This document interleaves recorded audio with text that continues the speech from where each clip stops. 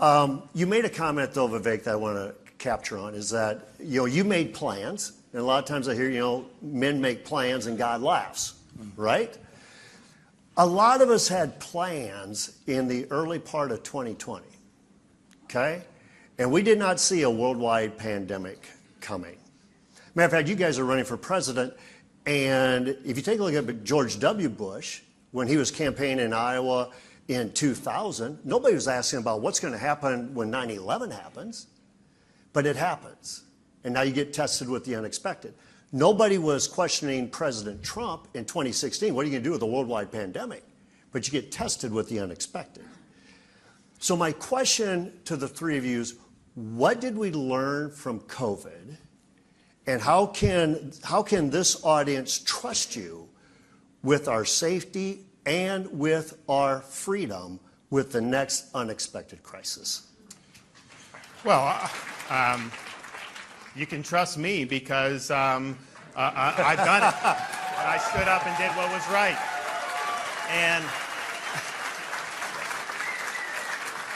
And there weren't a lot. Your governor in Iowa was one of them that stood up and did what was right. And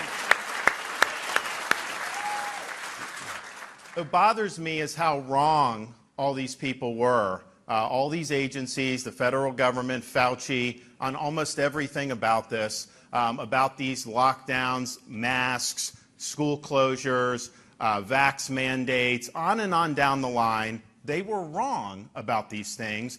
And it was obvious pretty early on when guys like me and Governor Reynolds were saying, no, all the kids need to be in school, businesses need to be open, all this other stuff. We were the ones that were getting lambasted by the left, by the media, and even by a lot of Republicans. I mean, I had the Trump administration attacking me for having kids in school. They were telling me to close things down even in January of 2021 on their way out of office. So that's just what happened.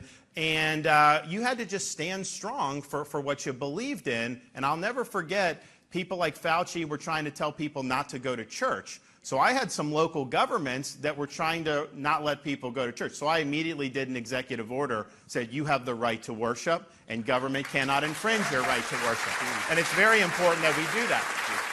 So it's easy to lead when the wind's at your back. The question is when you're leading into the teeth of the media machine, the bureaucracy, the left, all these different things, are you going to be willing to stand strong, or are you going to fold your tent? And I'm somebody that's shown as governor, not just on that issue of COVID, not just on parents' rights, how we've responded to hurricanes, how we handled the BLM riots. We didn't have them in Florida because I called out the National Guard and said, it's not going to happen in my state. So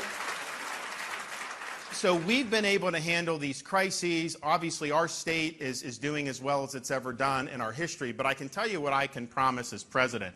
I am going to bring a reckoning to these agencies for what they did to this country during COVID. CDC, NIH, FDA, Anthony Fauci, all these people we are going to hold accountable. Why? Because if we don't hold them accountable, they are going to try to do it again. And we can never let this happen in our country ever again. Pastor Haley will talk about this.